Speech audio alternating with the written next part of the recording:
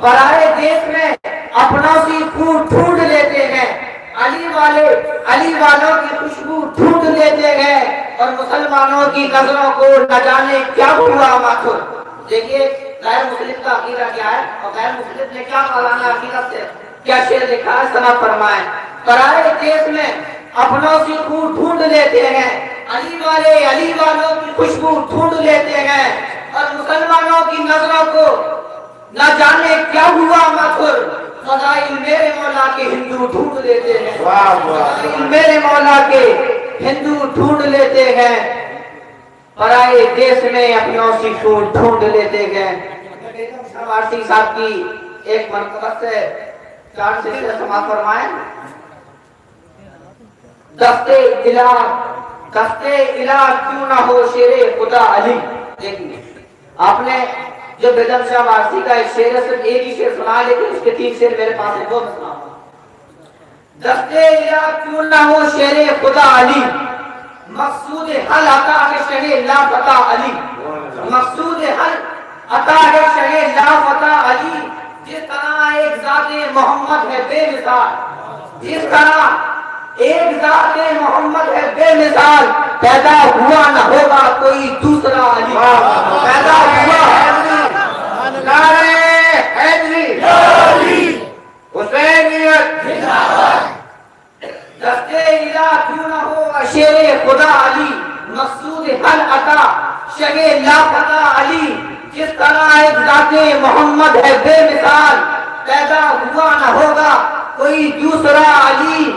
بیدم یہی تو 5 ہے مقصود کائنات، بیدم یہی تو 5 ہے مقصود کائنات، خیر النساء حسین و حسن مصطفیٰ علی۔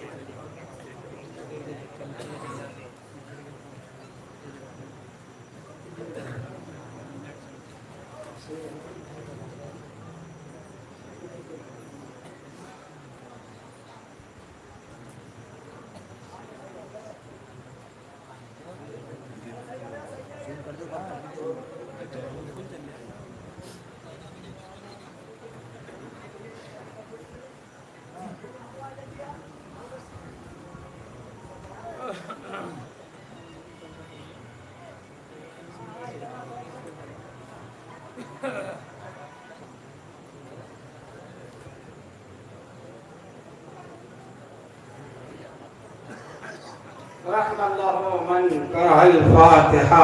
بسم الله الرحمن الرحيم.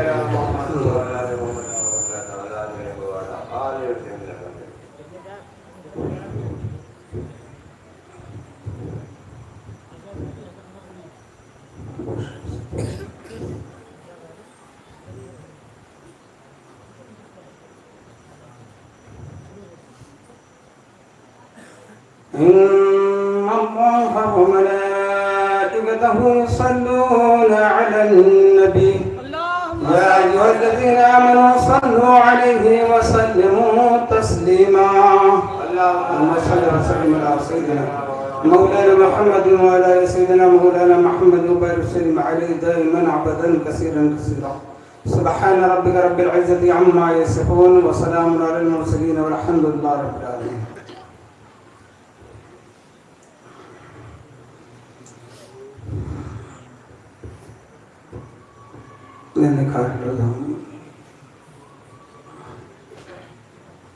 أعوذ بالله السميع العليم من الشيطان اللعين الرجيم.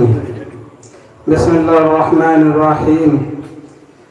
الحمد لله على ما عرفنا من نفسه وألهمنا من شكره وفتح لنا من أبواب العلم بربوبيته وجنبنا من شكه وشركه ونشهد أن لا إله إلا الله وحده لا شريك له ونشهد أن سيدنا ونبينا وحبيبنا ورحيمنا وكريمنا وقوسنا ومقيسنا ومعيننا ومعيننا وسراجنا وأشرفنا وجعفرنا وصادقنا وطبيبنا وطبيب قلوبنا وشفاء صدورنا ونورنا ونور أولنا ونور آخرنا ونور ظاهرنا ونور باطننا ونور عرش ربنا ونور أرض ربنا ونور لوح ربنا ونور قلم ربنا ونور قرآننا سيدنا وسندنا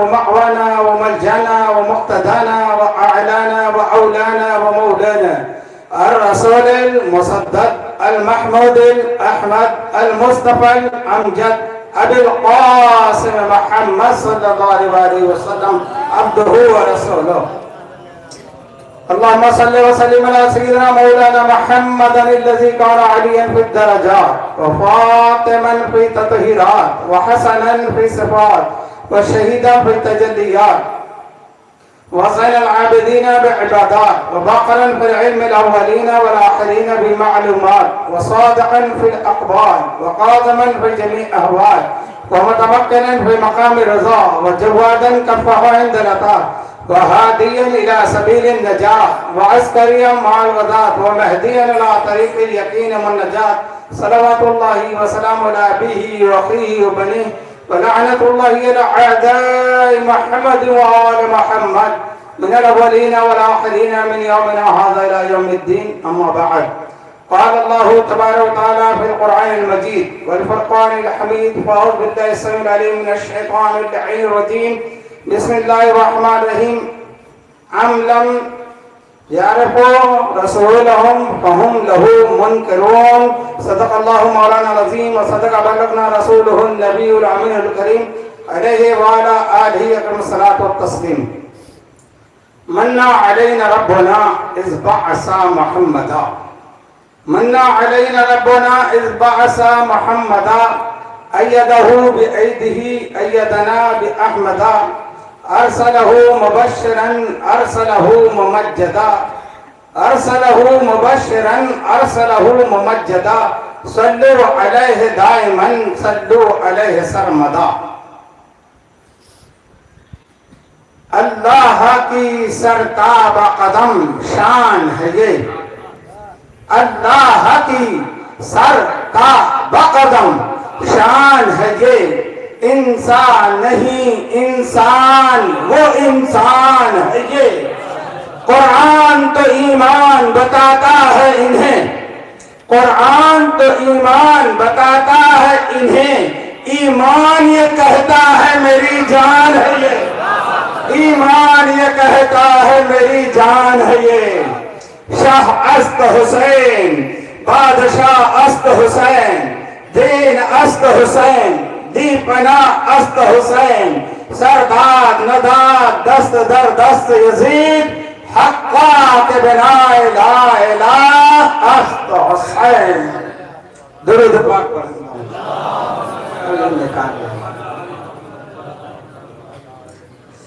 تمامی حاضرین کو میں نئے سال کی مبارکباد نہیں دے رہا ہوں نیا سال اسلامی سنہ ہجری 1440 کی شروعات کا ایک پہلا دن گزرا ہے بہت سے مسلمان ہیپی نیو ایئر نیا سال مبارک کی مبارکباد واٹس ایپ پہ دے رہے ہیں یہ ہمارا طریقہ نہیں ہے یہ نصارہ کا طریقہ عیسائیوں کا طریقہ ہے کہ وہ اسویں سال جب شروع ہوتا ہے تو وہ ہیپی نیو ایئر کہتے ہیں ان کے لیے نیا سال مبارک ہو یا نہ ہو ہمارے لیے ہماری زندگی کا ایک سال کم ہو گیا جو کم ہو گیا پھر اس کی مبارکباد کیسی کی جو آنے والا اور ہم ایمان والے ہمارا عقیدہ ہے کہ جو سانس اندر گئی ہے وہ واپس آئے گی یا نہیں جب موت کا کوئی بھروسہ نہیں تو یہ مبارکبادی نیو ایئر کی کس معنی ہے جبکہ ہمارا اسلامی سال جو ختم ہوتا ہے وہ بھی قربانی پر ہے ابتدا بھی قربانی سے ہے، بلکہ ختم جہاں ہوتا ہے وہاں تو خواب ہے، جہاں سے ابتدا ہے وہاں تعبیر ہے۔ جہاں ختم ہوا سال وہاں جناب ابراہیم و اسماعیل کی قربانی کا تذکرہ ہے، وہاں پر چھری نہیں چلی ہے، اور جن کے صدقے میں ابراہیم اسماعیل کو نبوت ملی ہے وہ مصطفیٰ جان رحمت کا خون کربلا کے میدان میں بہ گیا، بہایا گیا، اس کی سال کی مبارکباد کیسی؟ اور صرف کہنے سے کوئی مبارکباد ہوتی نہیں، لہذا ان کے طریقے سے بچنا چاہیے۔ میں مبارکباد اس بات کی دیتا ہوں کہ آج دنیا میں بہت سارے لوگ برام مسلمان نہ جانے کہاں کہاں ہوں گے، کہاں بیٹھے ہوں گے، کہاں آرام کر رہے ہوں گے، کلبوں میں ہوں گے، سڑکوں پہ ہوں گے، کوئی اور مجلس محفل میں ہوں گے، مگر قابل مبارکباد آپ اس لیے ہے کہ چاند محرم کا نظر آیا جو اہل بیت کے گھر میں ہوتا تھا، اس کے لیے آپ جمع ہوئے۔ مدینے کے لوگ کہتے ہیں، بڑے بڑے صحابی، بڑے بڑے تابعی یہ ارشاد فرماتے ہیں کہ ہم سب چاند تو آسمان پہ دیکھتے، ہر چاند آسمان پہ دیکھتے، محرم کا چاند نہیں دیکھتے تھے۔ کیوں نہیں دیکھتے؟ کیونکہ امام جعفر صادق کے گھر سے جب رونے کی آواز آتی تھی ہم سمجھ جاتے تھے کہ محرم کا چاند ہو۔ تو یہ رونے کا مہینہ ہے، آل محمد کے غم میں خود کائنات غمگین ہے، خود امام الانبیاء غمگین ہے، تو ہم میں اس میں کوئی خوشی نہیں، کوئی مبارکباد نہیں۔ اللہ کا، اللہ کے رسول کا جتنا شکر ادا کرے یہ کم ہے کہ انہوں نے اپنے اور اپنی آل کے ذکر کے لیے ہم کو چنا اور ہم ان کی مجلس میں شریک ہوئے۔ دوسری بات مبارکبادی کی میں یہ دے دوں کہ اس سے پہلے گزشتہ سال بھی میں آیا تھا، اسٹیج پر تقریر تھی۔ مبارکباد اس کی ہے کہ آپ نے یہ ممبر بنایا، اس میں جن لوگوں نے جیسے بھی شرکت کی مولا تبارک تعالیٰ ان کو بلندی عطا فرمائے، کیونکہ ممبر کی تاریخ سرور کائنات فخر موجودات صلی اللہ علیہ وآلہ وسلم سے آپ سرکار مدینہ ایک ستون کے ساتھ، اللہ آپ سب کو مدینہ کی زیارت نصیب کرے۔ جب آپ مدینہ منورہ جائیں گے مسجد نبوی میں ایک ستون ہے، ستون حنانہ، وہ ستون تھا ایک کھجور کے درختوں کا، حضور اس سے ٹیک لگا کر خطبہ دیتے تھے۔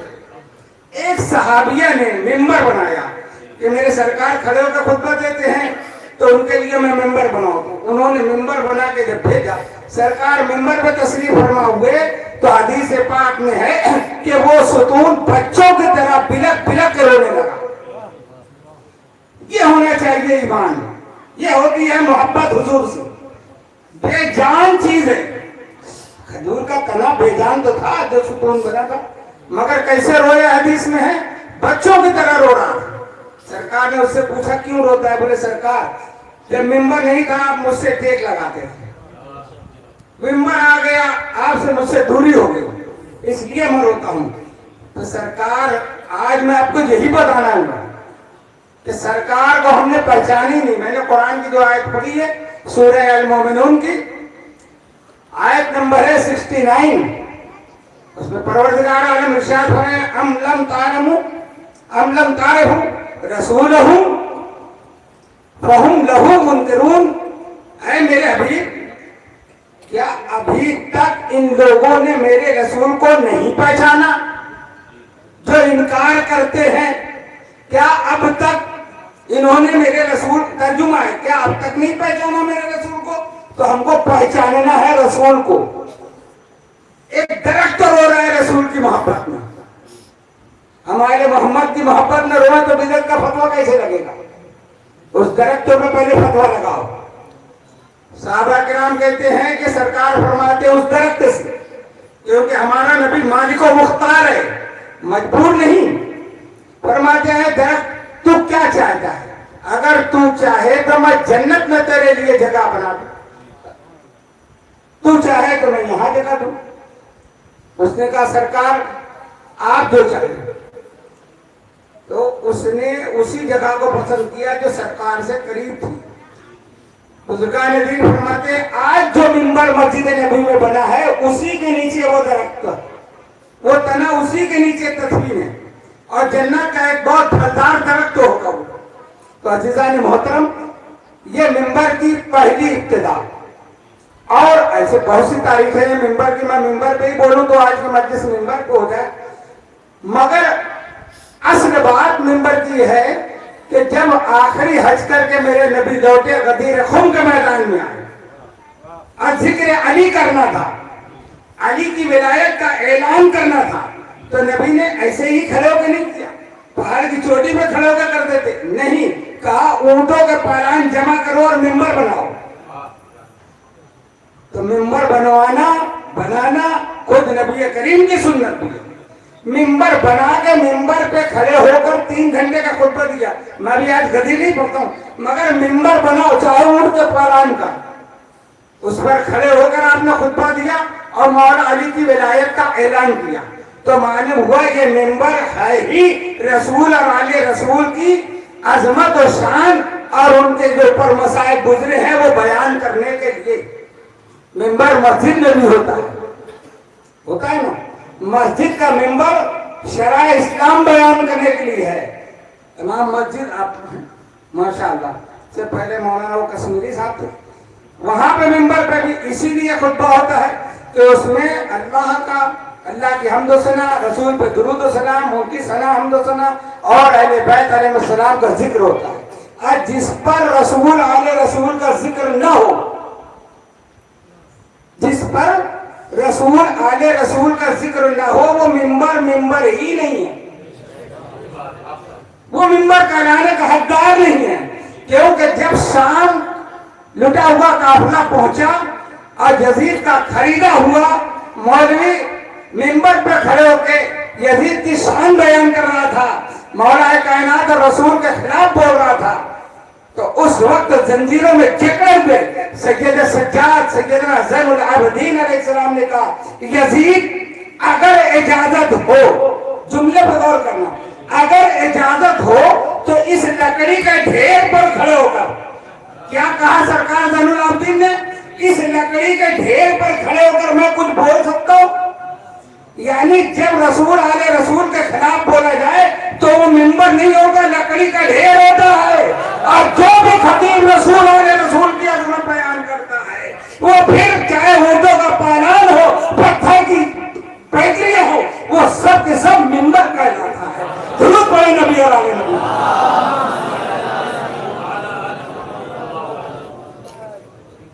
پھر ایک بات بتاؤ، درود جھوم کے زور سے دھیرے دھیرے،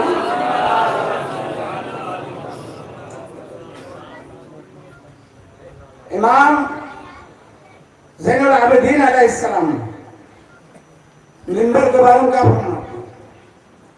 آپ فرماتے ہیں اللہم انا ھذا المقام لخلفائک واصفیائک واولیائک، اے اللہ یہ مقام جو ہے یہ تیرے اولیاء کا ہے، یہ تیرے اصفیاء کا ہے۔ اللہم انا ھذا المقام لأولیائک واصفیائک، یہ خلفاء کا، تیرے خلفاء کا، ہر ایرا غیرہ اس پہ نہیں بیٹھ سکتا۔ ہم نہ وسیع ہے، نہ ولی ہے، نہ خلیفہ ہے، ہم کو اہل بیت نے اجازت اس لیے دی ہے کہ اس پر بیٹھ کر ان کی فضیلت بیان کر رہا ہے، نہیں تو ہمارا حق نہیں ہے۔ یہ مسلمان مجھ سے زیادہ بزرگ بڑے بڑے لوگ نیچے بیٹھے ہیں، میری کیا اوقات کے منبر پہ بیٹھوں؟ منبر پہ اس لیے بٹھایا ہے کہ بڑے لوگوں کا ذکر کرنا ہے، اعلیٰ لوگوں کا ذکر کرنا ہے، اللہ کے چنے ہوئوں کا ذکر کرنا ہے، اللہ کے محبوبوں کا ذکر کرنا ہے، اس لیے یہ منبر ہے۔ پروردگارہ جس نے بھی ان سب پروگرام میں جیسے حصہ لیا ہے ان کو دامِ دل میں کرنے سکنے ہر طریقے سے ترقی اور خوشنودی عطا فرمائے۔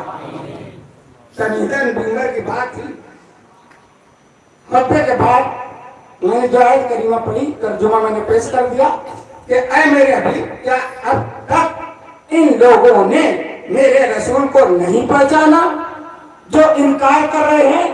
لہو منکرون، تو معلوم ہوا کہ جب تک قرآن نہیں سمجھ میں آئے گا رسول نہیں سمجھ میں آئے گا. جب تک قرآن نہیں سمجھ میں آئے گا رسول نہیں سمجھ میں آئیں گے, اور جب تک رسول کریم سمجھ میں نہیں آئیں گے اہل بیت نہیں سمجھ میں آئیں گے. ضرورت پڑے گا.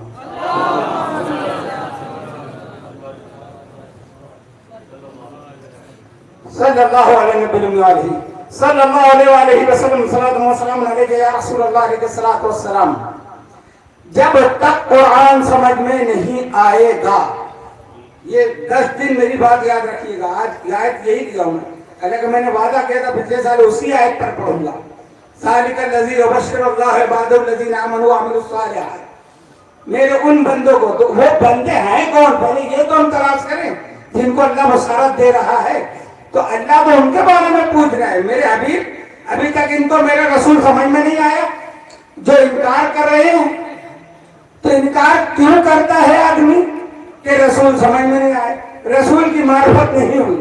رسول ہے کیا ہم کو پہلے یہ سمجھنا ہے قرآن کی روشنی میں کہ رسول ہے کیا. ہم تو پڑھتے ہیں نا, درود بھی پڑھ رہے ہیں, سلام بھی پڑھ رہے ہیں, مصطفیٰ جانے رحمت پہ لاکھوں سے. یہ مصطفیٰ لفظ آیا کہاں سے, یہ نام کہاں سے آیا؟ پروردگار عالم قرآن پاک میں ارشاد فرما رہا ہے ثم اورثنا الکتاب الذین اصطفینا من عبادنا. اے میرے حبیب کتاب کا وارث,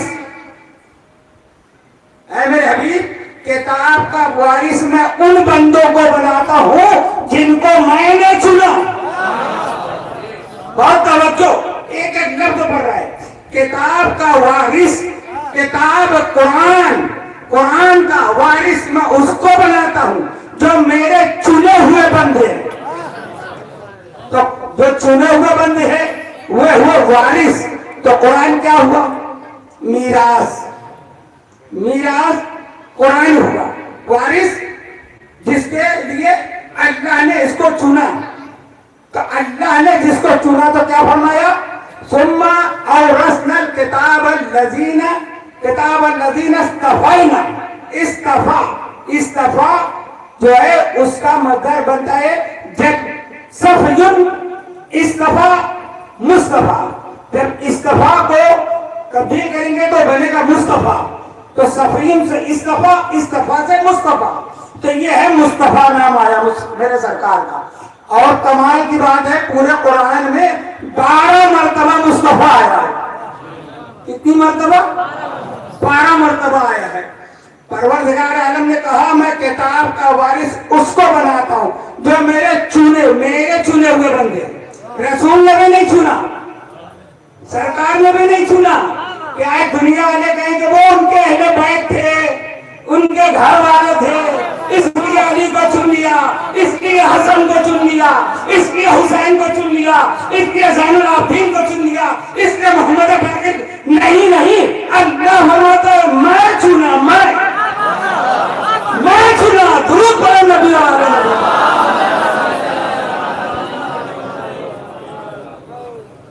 اللہ جس کو چنتا ہے وہ ہوتا ہے مصطفیٰ, وہ ہوتا ہے مصطفیٰ. اب مصطفیٰ کی پہچان کیا ہے؟ کوئی ہے 72 مذہب میں کوئی مولوی کہے کہ میں مصطفیٰ ہوں, اللہ نے مجھ کو چنا ہے. نبوت کا دعویٰ تو قادیانی نے بھی کر دیا سر, کیوں تو, مگر یہ کہہ نہیں سکا کہ میں مصطفیٰ ہوں کہ اللہ نے مجھ کو چنا. تو مصطفیٰ وہ ہوگا جس کو اللہ چنے گا, اور جس کو اللہ چنے گا اس کو کتاب کا وارث بنائے گا. اب ہم قرآن سے ہی پوچھیں کہ مصطفیٰ کی پہچان کیا ہے. یہ میری بات میں بہت سوالوں کا جواب بھی آتا جائے گا کہ مصطفیٰ, اللہ فرما دیا کہ میرے چنے ہوئے بندے. مصطفیٰ کا معنی ہے چنا ہوا, میرے چنے ہوئے بندے. تو مصطفیٰ قرآن کا وارث ہوتا ہے. تو یا اللہ مصطفیٰ ہوتا کون ہے, کوئی پہچان بتا, ہے نا. ہم کیسے سمجھیں کہ مصطفیٰ کون ہے؟ تو پروردگار عالم قرآن کریم میں ارشاد فرماتا ہے وَقُلِ الْحَمْدُ لِلَّهِ وَسَلَامٌ عَلَىٰ عِبَادِهِ الَّذِينَ اصْطَفَىٰ.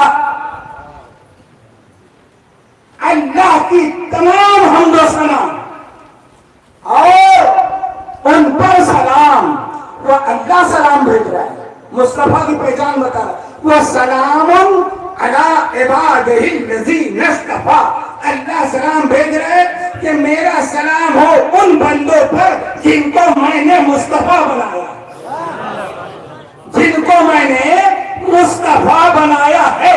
तो अब जो मुस्तफा होगा वो अलैहिस्सलाम होगा। आज ये चलते फिरते दो किताब पढ़ने वाले बोलते हैं, अरे रजी अल्लाह जो बोलना चाहिए अलैहिस्सलाम, तुम इमाम हुसैन को बोलते हो, इमाम हसन को अलैहिस्सलाम नहीं बोलना चाहिए। अरे अल्लाह ने इनको चुना है, ये किताब का वारिस है, तो अल्लाह ने इन पे सलाम भेजा है। तो अल्लाह का तरीका ये है कि जब वो सलाम भेज रहा है तो हम भी सलाम भेजते हैं। इमाम हुसैन अलैहिस्सलाम, इमाम अली अलैहिस्सलाम, इमाम हसन अलैहिस्सलाम, जो भी चुने हुए लिए नाम, जनाब मुस्तफा जाने रहमत अलैहिस्सलाम सलावतुल्लाह, क्यों? अब अलैहिस्सलाम पहचान बन गया कि ये अल्लाह के चुने हुए बंदे हैं। तो अब कोई है मौलवी जो कहेगा मैं अलैहिस्सलाम नहीं कर सकता। 1400 में इस घराने के अलावा तमाम साहबा किराम की तारीख देख ले, ताबईन, तबे ताबईन, अम्मा दीन, अम्मा फिक़ह, अम्मा तफसीर, सबको देखते जाए, किसी ने नहीं लिखा अपने नाम के साथ, न किसी अपने उस्ताद और पीर के साथ, क्योंकि वो सब जानते हैं कि अल्लाह ने सलाम भेजा है अपने चुने हुए बंदों पर। अच्छा, ये चुने हुए बंदे, ये है वारिस, तो मीरास क्या है? बोलो। कुरान। हाँ, जो बोलते रहिए तो मैं समझूंगा कि मेरी बात पहुंच रही है। मीरास क्या है? कुरान। वारिस कौन है? मुस्तफा। सब मुस्तफा है, इन सब 12 को अल्लाह ने चुना, 12 मरतबा मुस्तफा आया ही इसीलिए कुरान में। सरकार फरमाए ना, अव्वलुना मोहम्मद, आखिरुना मोहम्मद, औसतुना मोहम्मद, कुल्लुना मोहम्मद। मेरा अव्वल भी मोहम्मद, मेरा आखिर भी मोहम्मद, मेरा औसत भी मोहम्मद, हम सब का सब मोहम्मद है। ये पहचान के लिए नाम है, हसन, हुसैन, ज़ैनुल आबिदीन, मोहम्मद बाकिर, हकीकत में सब मोहम्मद है, क्योंकि सब एक नूर से, एक नूर से हैं, इसलिए सब मोहम्मद हैं। और जब ये जमीन पे हो तो दुरूद पढ़े पाएंगे।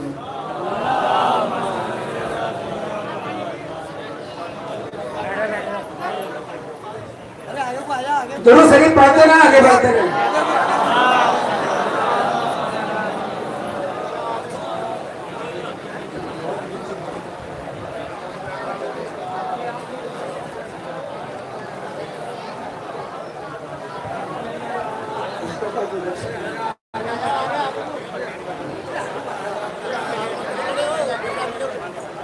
आगे आगे भैया, आगे आगे, बहुत जगह है, करीब करीब आ गया। दुरूद शरीफ पढ़ते हैं।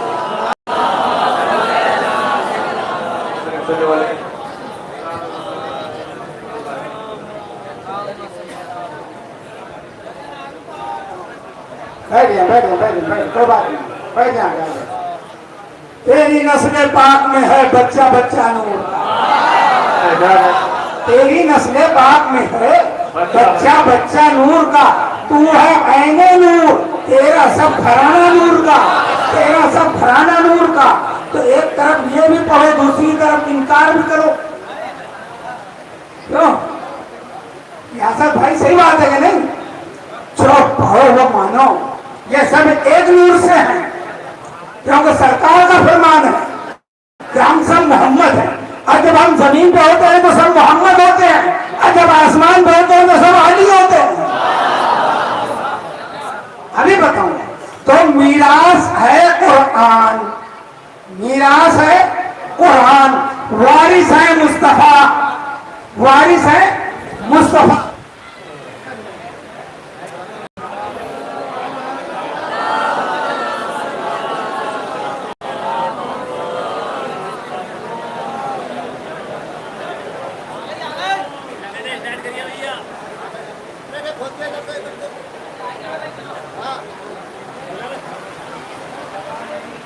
بار بار آپ کے جو حالات ہوتے ہیں اس پہ توجہ نہ دیں، نہیں تو جو ذہن میں بات پہنچ رہی ہے اس میں ڈسٹرب ہوگا، اور جو میں سمجھانا چاہتا ہوں وہ بھی فائدہ ہو جائے گا۔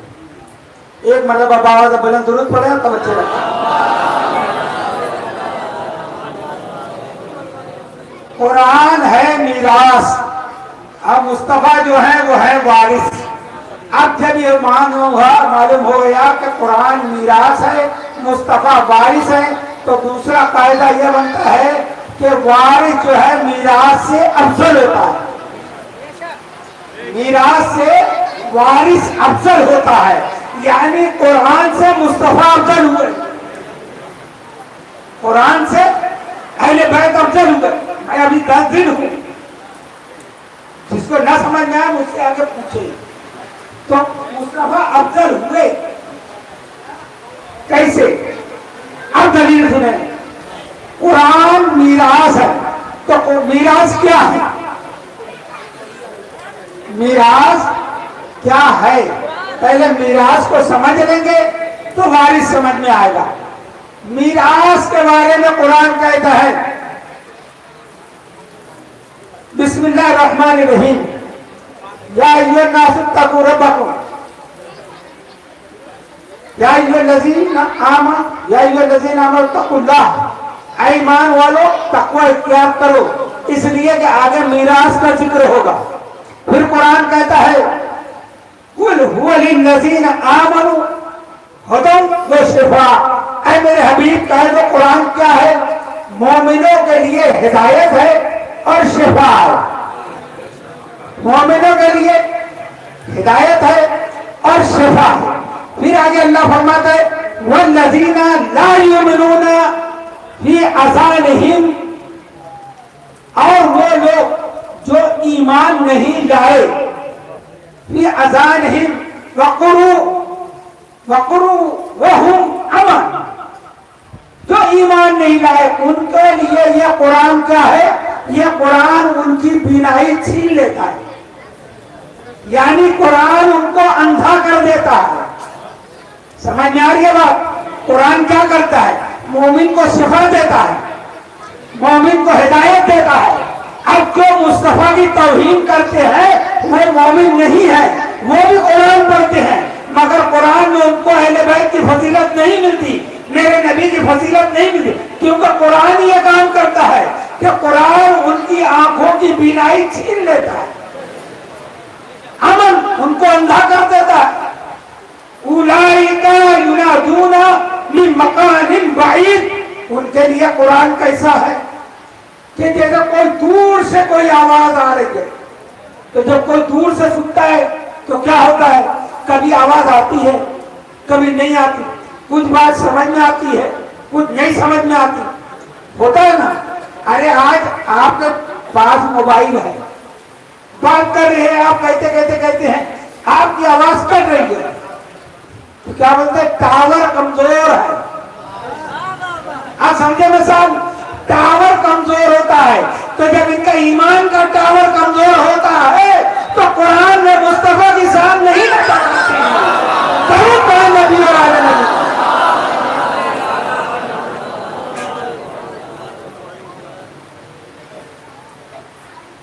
مصطفیٰ جان رحمت صلی اللہ علیہ وسلم کو سمجھنے کے لیے قرآن سمجھنا ضروری ہے۔ پھر قرآن کہہ رہا ہے کہ قرآن کو ہم نے اِنَّا أَنزَلْنَا عَلَيْكَ الْكِتَابَ، ہم نے قرآن نازل کیا، کتاب نازل کی، تِبْيَانًا وَلِكُلِّ شَيْءٍ وَهُدًى وَرَحْمَةً وَبُشْرَىٰ لِلْمُؤْمِنِينَ، ہم نے جو قرآن نازل کیا یہ تبیان ہے۔ پہلے میراث کو سمجھو، قرآن کیا ہے؟ تبیان ہے۔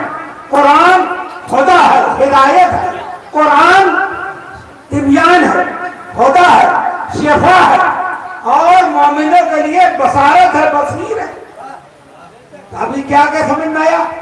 اب پھر قرآن کہہ رہا ہے قَدْ جَاءَكُم مِّنَ اللَّهِ نُورٌ وَكِتَابٌ مُّبِينٌ، اللہ نے کتاب نازل کی اور نور مبین نازل کیا۔ یا ایھا الناس قَدْ جَاءَكُم بُرْهَانٌ مِّن رَّبِّكُمْ وَأَنزَلْنَا عَلَيْكُمْ نُورًا مُّبِينًا۔ اب اس میں معلوم ہے قرآن نور بھی ہے، مبین بھی ہے، ہدایت بھی ہے، دلیل بھی ہے. تو ابھی قرآن کی صرف میں نے اتنی آیت جو پڑھی ہے 8-10، اس میں کیا کیا معلوم ہوا؟ قرآن نور ہے، قرآن ہدایت ہے، قرآن شفا ہے، قرآن پاکیزہ ہے، قرآن طاہر ہے، قرآن مطہر ہے، قرآن نور ہے، قرآن غالب ہے، قرآن حاکم ہے، قرآن نگہبان ہے. قرآن دیکھو یہ کیا کیا ہے قرآن. یہ خالی تراویح ختم کر لیا بولے میں نے قرآن ختم کر لیا. قرآن سنا ہے تم نے ابھی تراویح میں. ابھی سمجھو ایک ایک آیت کو علماء یہ ہے تمہارے شہر میں ان سے جا کر پوچھو یہ قرآن کیا ہے. یہ میراث ہے. تو جو میراث ہے وہ کیا ہے؟ نور ہے. جب قرآن نور ہے، میراث نور ہے، تو وارث کیسے بسر ہوگا؟ قرآن جب نور ہے تو وارث نور مجسم ہوگا، اپنے جیسا بسر نہیں ہوگا. قرآن جب برہان ہے، دلیل ہے، تو وارث کیا ہوگا؟ اللہ کے ہونے کی دلیل ہوگا، کیونکہ اللہ کو کسی نے دیکھا نہیں. تو اسی لیے نبی نے کہا نا جس نے مجھ کو دیکھا اس نے اس کو دیکھا.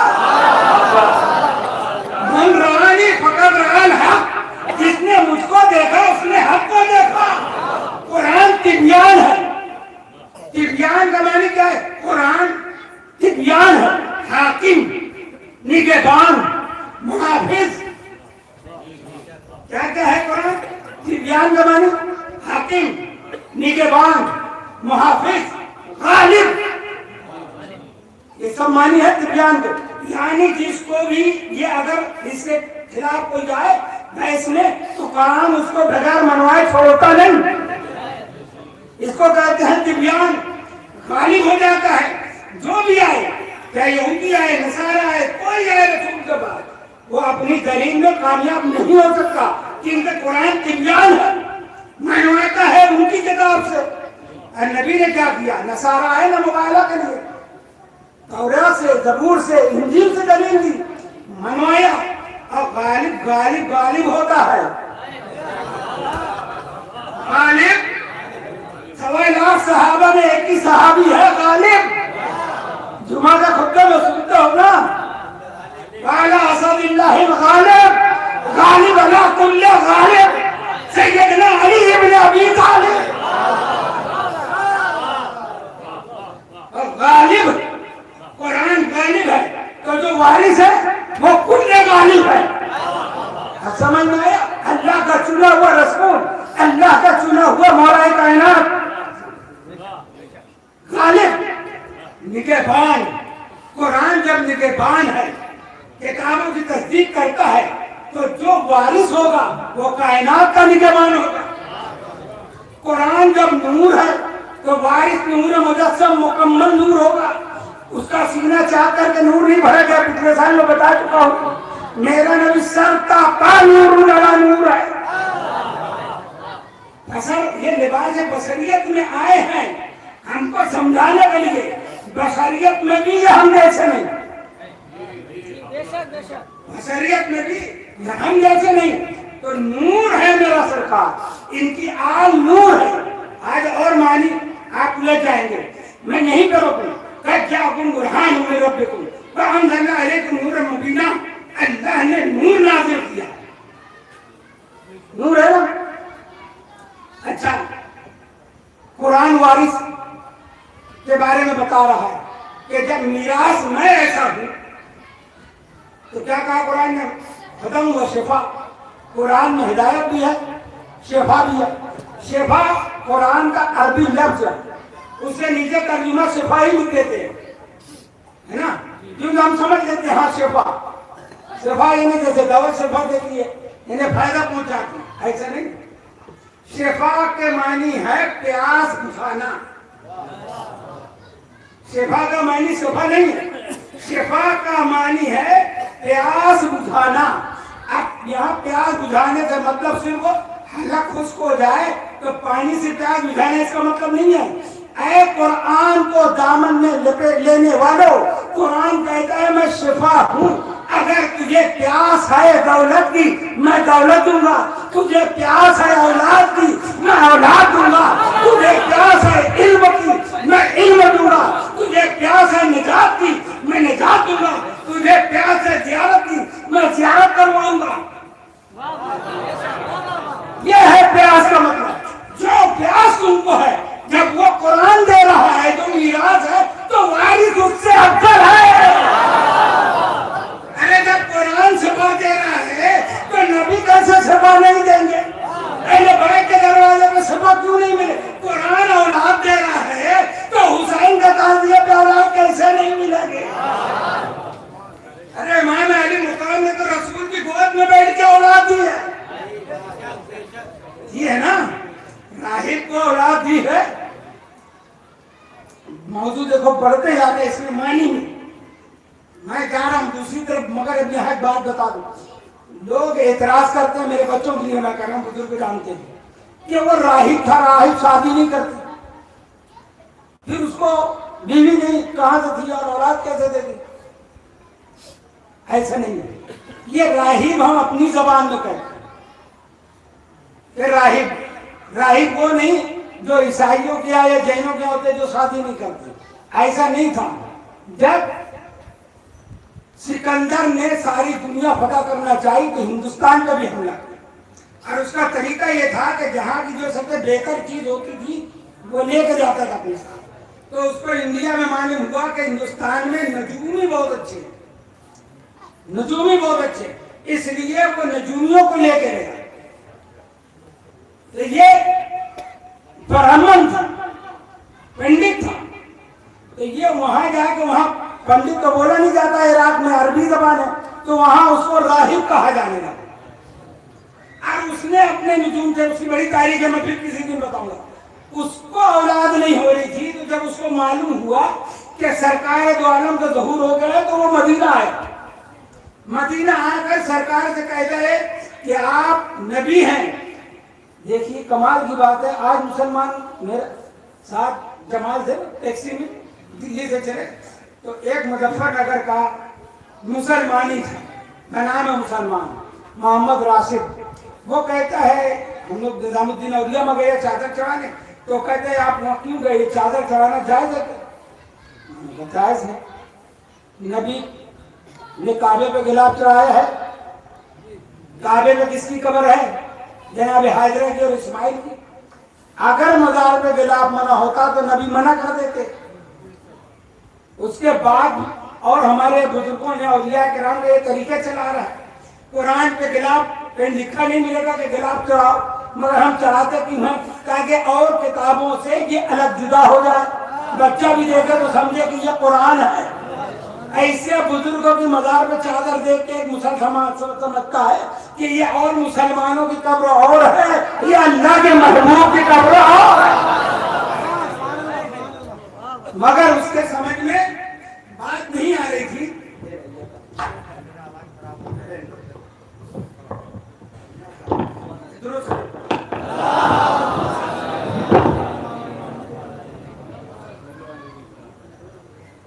یہ لوگ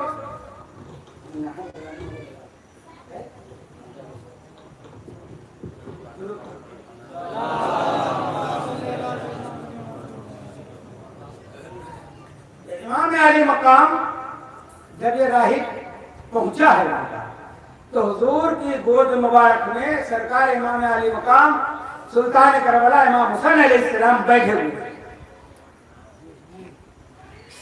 اس نے کہا آپ نبی ہیں، میرے گھر میں اندھیرا ہے، آپ اگر دعا کر دیں تو مجھ کو اولاد ہو جائے گی۔ میں یہ بتانا چاہتا ہوں کہ یہاں کے برہمن کا عقیدہ ہے کہ مسلمانوں کے نبی اولاد دے سکتا ہے، اور یہ دیوبندیوں کی اولاد جو ہے ان کو آج تک نہیں معلوم کہ نبی سے نہیں مانگا جاتا۔ یہ مجھ سے کہہ رہے ہیں مدینے میں نہیں ہوتا، معلوم مدینے میں سب ہوتا ہے، میری بھی تقریر مدینے میں ہوتی ہے، ہر سال میں جاتا ہوں، اور وہاں کی عوام میں جو عقیدہ صحیح رکھتے ہیں وہ نبی سے مانگتے بھی ہیں، مانتے بھی ہیں۔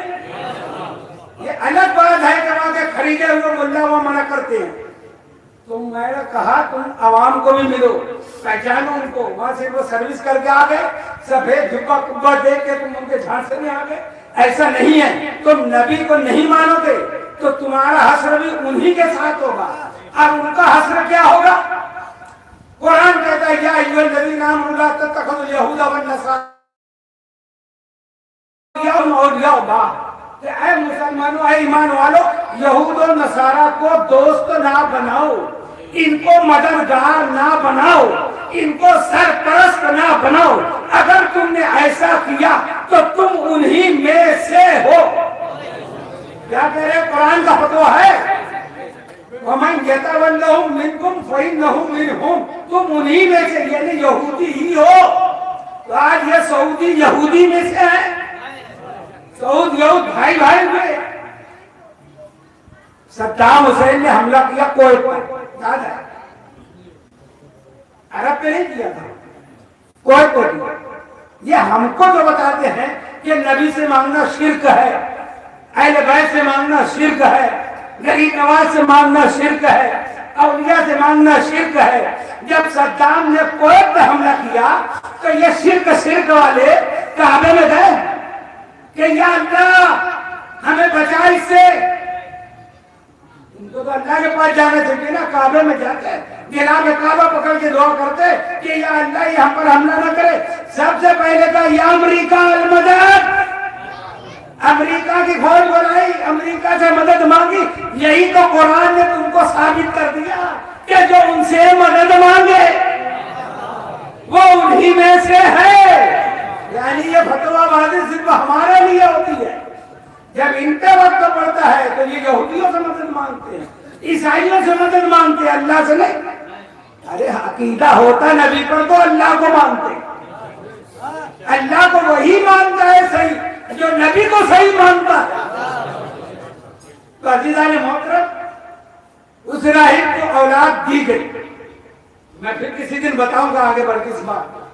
تو عقیدہ یہ ہونا چاہیے کہ جب قرآن اولاد دینے کا دعویٰ کر رہا ہے، تبیان ہے، مہیمن ہے، کہ یہ مسلم کشا بھی ہے، حاجت روا بھی ہے، نور بھی ہے، شفا بھی ہے۔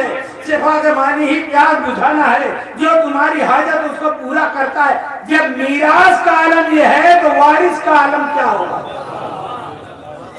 اب ایک بات سنیں، پھر قرآن کہتا ہے سورہ رعد میں، بسم اللہ الرحمن الرحیم، وَلَوْ أَنزَلْنَا قُرْآنًا سُيِّرَتْ بِهِ الْجِبَالُ وَقُطِعَتْ بِهِ الْأَرْضُ وَكُلِّمَ بِهِ الْمَوْتَىٰ۔ یہ قرآن وہ ہے کہ اس سے پہاڑ چلائے جا سکتے ہیں۔ یہ ہے میراث، میراث کو سمجھو۔ یہ قرآن وہ ہے جس سے پہاڑ چلائے جا سکتے ہیں، وَقُطِعَتْ بِهِ الْأَرْضُ، اور اس سے زمین سمیٹی جا سکتی ہے، زمین سمیٹی جا سکتی ہے۔ بہت توجہ، زمین بولو، زمین سمیٹی، پہاڑ چلائے جا سکتے ہیں، زمین سمیٹی جا سکتی ہے، اس سے قرآن سے۔ اور یہ قرآن وہ ہے کہ مردے سے کلام بھی کیا جا سکتا ہے۔ یہ تین دعویٰ کس نے کیا؟ قرآن نے، جو میراث ہے۔ اگر وارث اہل بیت نہ ہوتے، قرآن دعویٰ ہی دعویٰ کرتا ہے کیونکہ میراث ہے۔ وارث اگر نہ ہوتے تو سارے دعوے جھوٹے ہو جاتے۔ اللہ کا احسان مانو، محمد اور آل محمد کو مانو کہ اگر نبی اور آل نبی نہ ہوتے ایک دعویٰ سچا نہیں ثابت ہوتا۔ کیا کہا قرآن نے؟ پہاڑ چلائے جا سکتے ہیں۔ پہاڑ چلائے گئے کبھی قرآن سے؟ ہے کوئی مولوی قرآن لے کے جائے پہاڑ میں کہے چل؟ چلا پہاڑ کبھی؟ نہیں چلا نا۔ مدینہ کی سرزمین پر نصارہ آئے مباہلہ کے لیے، نصارہ آئے، پہلے مناظرہ کیا، نبی ان کو سمجھاتے رہے، سمجھا رہے کہ دیکھو تورات میں یہ ہے، انجیل میں یہ ہے، عیسیٰ اللہ کے بیٹے نہیں ہیں، سمجھا رہے ہیں، کوئی بات نبی کے ماننے کو تیار نہیں۔ اللہ نے کیا کہا؟ فمن حاجہ فیہ من العلم، علم آ جانے کے بعد بھی یہ نہیں مانتے، اے میرے حبیب ان کو کہو فقل تعالوا ندعو ابناءنا وابناءکم ونساءنا ونساءکم وانفسنا وانفسکم، ان سے کہو کہ تم اپنے مردوں کو لاؤ، میں اپنے مردوں کو لاتا ہوں، تم اپنے بچوں کو لاؤ، میں اپنے بچوں کو لاتا ہوں، تم اپنی عورتوں کو لاؤ، میں اپنی عورتوں کو لاتا ہوں، اور میدان میں جمع ہو اور جھوٹے پر لعنت کریں، جو جھوٹا ہوگا اس پہ لعنت پڑے گا۔ موبائلہ کی تاریخ طے ہو گئی، ہر کوئی جانے کو تیار ہے، کوئی جنگ تو تھی نہیں، کوئی تلوار کی لڑائی تھی نہیں، میدان میں جانا ہے، اور وہ جھوٹے پہ لعنت کریں گے، وہ آمین کہیں گے، وہ جھوٹے پہ لعنت کریں گے، یہ آمین کہیں گے۔ مباہلہ میں جانے کی رات تک ہر کوئی مدینہ کا تیار تھا، ہم بھی چلیں گے، ہم بھی چلیں گے، ہم بھی چلیں گے، ہر کوئی تیاری نہیں، ہر کوئی تیاری میں تھا۔ جب سب تیاری دیکھ لی میرے نبی نے تو فرمایا کل مباہلہ میں وہی جائے گا جو پیدا ہونے سے لے کر اب تک ایک جھوٹ بھی نہ بولا ہو۔ ساری گردی پھٹ گئی، بیگم یہی تو پانچ ہے مقصود کائنات، خیر النساء حسین و حسن، مصطفیٰ علی، صرف پنجتن مباہلہ کے میدان میں۔ کیا کہا قرآن نے؟ فقل تعالوا ندعو ابناءنا، اپنے بیٹوں کو لاؤ۔ تو بیٹوں میں رسول نے کس کو لیا؟ حسنین کریمین کو۔ امام حسن کی فضیلت کم ہے، ابناءنا میں شامل ہے، رسول کے بیٹے قرآن سے نص ثابت ہے۔ امام حسن مجتبی علیہ السلام، امام حسین علیہ السلام، دونوں ابناءنا میں آیت بھی دیکھو، فقل تعالوا ندعو ابناءنا، دونوں بیٹے ابناءنا وابناءکم وانفسنا، اور اپنے نفس کو لاؤ۔ نفس کو، رسول کا نفس کون ہے؟ مولا کائنات حضرت علی کرم اللہ وجہ۔ وہ نساءنا میں کس کو لیا؟ خاتون جنت، شہزادی کونین، ملکہ فردوس سے بڑی، ام الحسنین، سجدہ طیبہ طاہرہ راکعہ ساجدہ، سیدتنا فاطمہ الزہرا سلام اللہ علیہا کو۔ عورتیں جمع کا سیدہ نساءنا، اپنی عورتوں کو، نبی کس کو لے کے جا رہے؟ ایک بیوی کو، اور بھی ازواج ہیں، امہات المومنین ہیں، مگر مسئلہ کیا ہے؟ وہاں جو زندگی میں پیدا ہونے سے لے کر کبھی جھوٹ نہ بولا ہو، ایک جھوٹ میں۔ اب نساءنا جمع ہے، اب 3 عورت ہونا چاہیے، عربی کا جمع کا قاعدہ 3 ہونا چاہیے۔ اب اس کی 2 تفسیر ہوتی ہے کہ جناب سیدہ 3 درجے پر ہے، نساءنا میں تو حسنین کی ماں بھی ہے، حیدر کرار کی زوجہ بھی ہے، اور نبی کی بیٹی بھی ہے۔ عورت کا 3 ہی مقام تو ہے، یا کسی کی بیٹی ہو، یا کسی کی ماں ہو، یا کسی کی زوجہ ہو۔ تینوں بات آ گئی نساءنا۔ پھر ایک بات آ جائے فرماتے، آپ بھی توجہ رکھیں، جب مناظرہ چل رہا تھا مسجد نبی میں تو عیسائی لوگ رسول سے تو بات کرتے تھے، مولا علی بھی موجود تھے، حسنین کو بھی دیکھا تھا۔ پھر جیسے ہی یہ قافلہ، آج بھی وہ مسجد مباہلہ موجود ہے مدینہ منورہ میں، مسجد مدینہ جائے نا، مسجد مباہلہ میں جا کے 2 رکعت نماز پڑھا، 1 کلومیٹر ہے مسجد نبی سے، 1.5 کلومیٹر، تو میدان مباہلہ وہی تھا، وہی مباہلہ ہوا تھا۔ جب مسجد نبی سے پنجتن پاک چلے تو عیسائیوں کا جو سب سے بڑا پادری تھا، عاقب نام تھا اس کا، اس نے جب دور سے دیکھا نا تو کہتے اپنی قوم سے کہ میری قوم مباہلہ نہ کریں ورنہ ہار جاؤ گے، اور سب اللہ کی طرف سے ران دیے جاؤ گے، عذاب آئے گا، ختم ہو جاؤ گے۔ کیا دیکھا تھا عاقب نے؟ وہی عاقب کل مسجد نبی میں تھا، رسول کو دیکھا جب نہیں کہا مناظرے پہ، मौला अली को भी देखा नहीं कहा, हसनैन को भी देखा नहीं कहा। आज इन पंजतन के झुरमुट में, क्योंकि आगे आगे मुस्तफा जान रहमत है और आपकी गोद मुबारक में सुल्तान करबला इमाम हुसैन अलैहिस्सलाम है, उंगली थामे हुए हसन मुस्तफा राकिबे दो से मुस्तफा है, और उनके कदम के पीछे खातून जन्नत सैयदा फातिमा ज़हरा है, उनके पीछे मौलाए कायनात है। ये बीबी कभी घर से नहीं निकली सैयदा, कभी सूरज ने इनको चांद सूरज ने इनकी चादर भी नहीं देखी थी। आज इस्लाम की हक्कानियत की गवाह बन के जा रही है। कैसे पर्दे में गई, कैसे पर्दे में गई कि आगे आगे मुस्तफा, पीछे पीछे मुर्तजा, कदम जब पड़ता है मुस्तफा का वहां सैयदा के कदम में फिर अली का कदम, निशान कदम भी नहीं बना। कैसा पर्दा गई, एक दफे निकली है मनवा क्या है, वो और औरतें हैं जो निकलती हैं तो मुसलमानों का खून हो जाता है। दुरूद पढ़े अल्लाहुम्मा सल्ली व सल्लिम सैयदना मौलाना मोहम्मद व आले मोहम्मद सल्लल्लाहु अलैहि वसल्लम।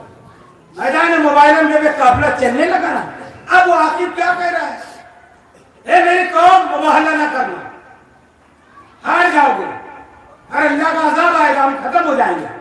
तो मैं पूछता हूँ आकिब, तूने कल तक 4 टन को देखा था, कल तक 4 टन को, आज क्या देखा, आज क्या देखा तूने? तो वो कहता है कि इनके दरमियान हिजाब में 3 सूरतें नजर आ रही हैं। जब सैयदा मस्जिद नबी से हुजरे सैयदा से चली है तो आकिब की नजर पड़ी तो उसको हवा नजर आई। ईसाइयों में 3 औरतें मुहतरम है, हवा, मरियम और सैयदा। बैकग्राउंड में मानते हैं वो। तो जब नजर आई पहले तो क्या शक्ल नजर आई, हवा की, फिर जब और करीब आई तो क्या शक्ल नजर आई, मरियम की। तो ये देख कर कि जो मैं अकीदा लेकर बैठा हूँ वो खुद मेरे सामने आ रही है, तो हम कैसे बचेंगे? तो मुबाहला 4 टन साथ न गए, मगर मुबाहला की फतह हुई खातून जन्नत की वजह से, हसनैन की वालदा की वजह से। तो अज़ीज़ान मोहतरम, वो क्या कहता है, अगर ये चेहरे जो मैं देख रहा हूँ,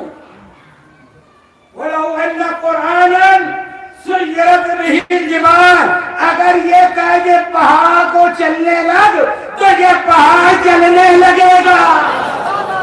अब कुरान का दावा है कि कुरान, अब ये वारिस है जो चल के बता रहे। फिर कुरान ने क्या कहा, ये कहते भी नहीं, ये सामने वाले से पूछते रहते हैं ना, अब हो जाता है। एक मर्तबा मौलाए कायनात समून यहूदी क्या गया, कुछ कर्ज लेता है। उसने कहा कि आप इतने परेशान हैं, कर्ज लेने आए हैं, आप तो चाहें तो ये दीवार सोने की बना सकते हैं। यहूदी कह रहा है। अभी मौला ने उसको हुक्म नहीं दिया, यहूदी को बता रहे हैं कि मैं चाहूं तो ये सोने की बन जाए, मैं चाहूं तो, ये चाहूं तो तक पहुंचे थे, ये सोने की बन जाए, अभी बन का लफ्ज नहीं निकला, दीवार सोने की बन गई। और फिर कुरान ने क्या कहा कि जब उसने कहा कि मैं ये चेहरे देख रहा हूं कि चाहे तो पहाड़ चलने लगे, इनसे मुबाहला नहीं करना, जिजिया देना मंजूर किया, मुबाहला नहीं किया, पंजतन आ गए। अब कुरान फिर कहता है वो कुतिअत बिहिल अर्द, ये कुरान जो है इससे जमीन समेटी जा सकती है, फासला फौरन तय किया जा सकता है। हम इधर उधर की कोई किताब का हवाला नहीं दूंगा, सिर्फ कुरान आपको समझ। जनाब सुलेमान अलैहिस्सलाम के दरबार में सारे दरबारी मौजूद। सुलेमान अलैहिस्सलाम ने क्या कहा, तुम में कौन है जो बिल्किस का तख्त उसके मुसलमान होने से पहले मेरे दरबार में हाजिर करे? काल इफरीत मिनल जिन्न, इफरीत नाम का एक जिन था, वो कहता है कि मैं ला सकता हूं आपका दरबार खत्म होने से पहले। क्या कहा? آپ کا دربار ختم ہونے سے پہلے میں تخت بلقیس لا سکتا ہوں. سلیمان علیہ السلام نے کہا نہیں، وہ تو اس سے بھی پہلے جائے گا. تو کون کھڑا ہوا؟ آپ کے وزیر، آپ کے وارث، آپ کے وزیر آصف بن برقیہ.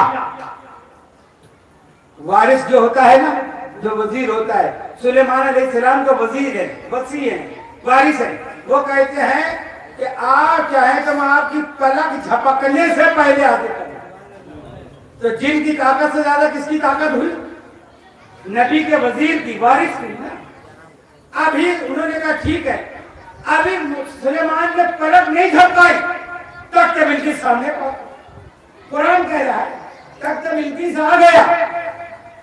اب سب میں سے پوچھتا ہوں کہ جناب آصف بن برقیہ دربار میں ہی موجود، ایک انچ ہٹے بھی نہیں، کچھ کیا بھی نہیں کہ کوئی دعا پڑھی ہو، کوئی نماز پڑھی ہو، کہیں گئے بھی نہیں. درباری موجود ہے، دربان موجود ہے، اور وہاں گئے بھی، تخت لے کے بھی آ گئے. کیسے کیسے گئے، کیسے لائے؟ تو تفسیر میں کیا لکھا ہے کہ انہوں نے زمین سمیٹ لی. انہوں نے زمین سمیٹ لی، جہاں تک بلقیس تھا اس کو بس کھینچ لیے، تک آ گیا. اور صاحب ہے میں نے تفسیر شبیر عثمانی کی چھپوائی ہے، اس میں لکھا ہے کہ جناب آصف بن برقیہ نے وقت روک لیا. وقت یعنی جانے آنے میں جو وقت تھا وہ روک لیا، جو جہاں تھا وقت رک گیا.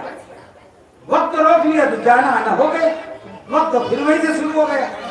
چلو ہم تمہاری بھی بات مان لیتے ہیں کہ جو وزیر ہوگا، جو وارث ہوگا، جو وصی ہوگا،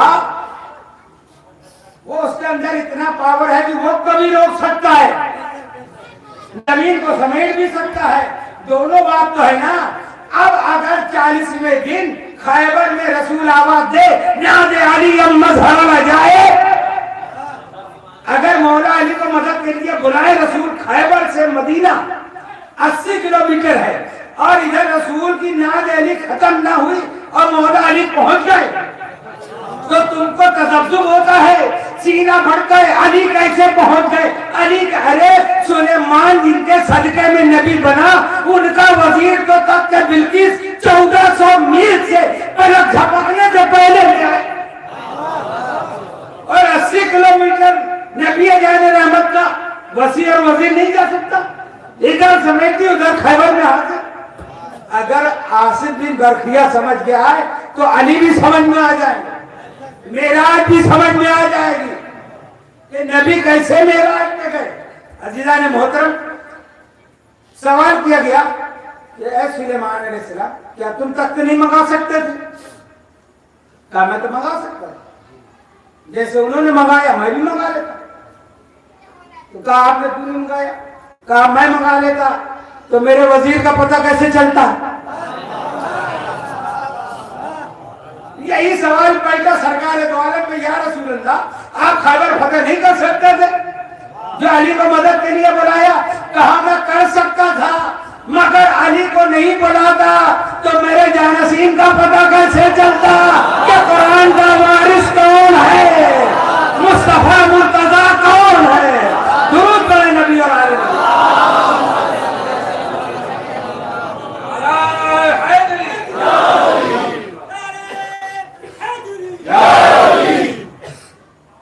سرکار فرما دیا کہ جب یہ میراث میں سب ہے تو وارث اس سے افضل و اعلیٰ ہے نا. اگر آصف بن برقیہ سمجھ میں آ گئے، قرآن میں یہ نبیوں کے قصے، ولیوں کے قصے یوں ہی نہیں بیان ہوئے، اس سے نتیجہ نکالنے کے لیے کہ تم اپنے نبی کی شان کو سمجھو، اہل بیت کو سمجھو کہ کیا مقام ہے. سب نے معراج کا واقعہ سنا، سنے؟ ہمارے نبی معراج پہ گئے تھے، کیسے گئے تھے بتاؤ؟ مکے سے جو گئے تھے کیسے گئے تھے؟ سواری کیا تھی؟ براق. براق کیسے بنا ہے؟ برق، بجلی. یہ کتنے واٹ کا ہے؟ اگر اس پہ ہاتھ ہم لگائیں تو کیا ہوگا؟ کوئی ہے کہ چھوڑ دے گی اور کوئی اتنی پاور ہوتی ہے کہ پکڑ لیتی ہے، جانے بھی نہیں دیتی، وہ لے کے چلی جاتی ہے۔ یہ اتنے وارڈ جو ہے ہم برداشت نہیں کرتے، ہم دعویٰ کریں کہ نبی ہمارے جیسے، اتنا وارڈ برداشت نہیں ہے، دعویٰ کہ نبی ہمارے جیسے ہیں۔ براق کہتے ہیں یہ تمام جو بجلی ہے اس کی جمع، بجلی کی جمع ہے برق کہتے ہیں عربی، برق کی جمع ہے براق۔ اب یہ بجلی کی رفتار کتنی ہے کوئی سمجھ سکتا ہے؟ کتنی جلدی کہاں سے کہاں بات ہو رہی ہے، یہ بجلی کا تو کمال ہے۔ یہ یہاں سے وہاں دیکھ رہے ہیں، بجلی کا تو کمال ہے۔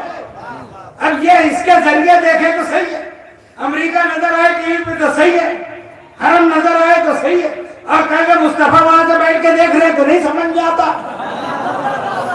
ارے تم کو براق نہیں سمجھ میں آیا تو براق کا سوار کیسے سمجھ میں آئے گا؟ درود پڑھے نبی آنے نبی پر صلی اللہ علیہ نبی علیہ۔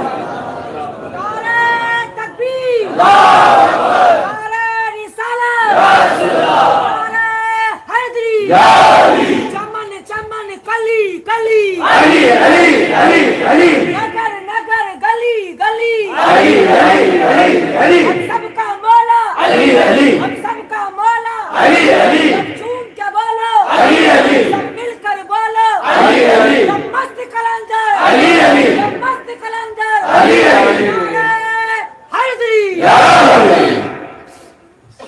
برق کی جمع براق، میرے سرکار اس پر سوار ہوئے، ام ہانی کے گھر سے بیت المقدس مسجد اقصی تک براق پر سوار ہے، پھر وہاں سے سواری بدل گئی، وہاں سے ماشاء اللہ سلامت رہو جیتے رہو، سواری دوسری بدلی، اس کا نام کیا تھا؟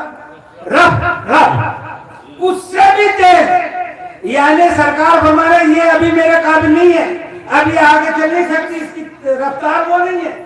براق کی جو بجلیوں کا مجموعہ ہے چھوڑو اس کو، اب رف رف پہ سوار ہو، اب رف رف لے کے گیا سدرۃ المنتہا، وہاں پہ پھر سرکار نے سواری بدلی،